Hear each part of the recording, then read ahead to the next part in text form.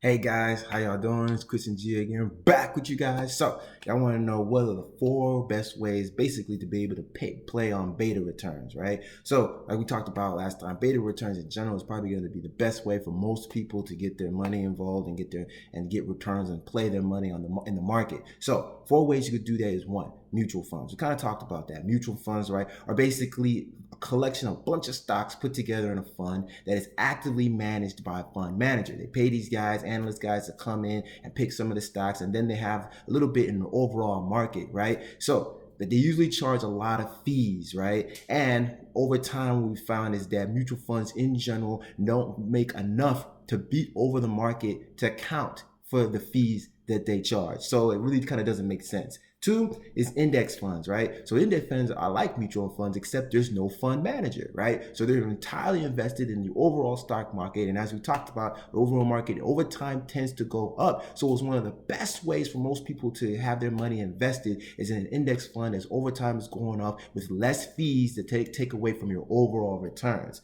Three are ETFs. They're called exchange traded funds. So they're basically like index funds, except you can trade them kind of like a regular stock or something. So they're really nice because one, they have the convenience of people being able to get in and out of them. They have a lot of tax advantages and they tend to have a lower fees too. So it's really nice. Some of the disadvantages that they can be difficult. They can sometimes have fees associated with like commission fees to buy them just like any other stock. Some do, some don't. And sometimes getting in and out of them can be difficult because of how many buyers and sellers there are involved. So, but overall, they're pretty good. And then you have individual stocks, right? Picking and playing on individual stocks that you want in order to get beta returns. Now, for most people, index funds will be your best bet, especially if you don't have a lot of money. Just put it in there and let them just go for the ride, right? If you have a whole bunch of money, then you could probably play around with the ETFs. I've heard that it's a good way to play the market because they have lower fees and you can trade them like stocks. But if you're like me,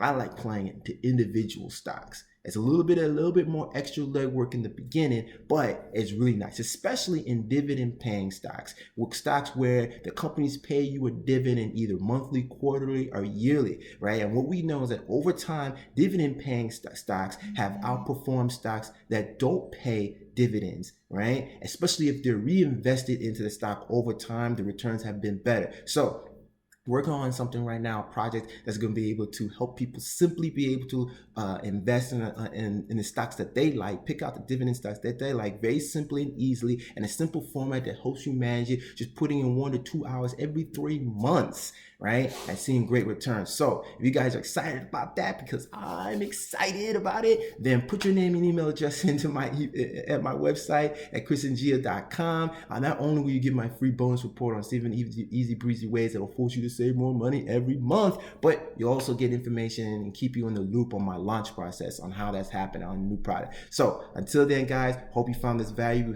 Hope that was useful, and stay blessed, and I'll see y'all next time.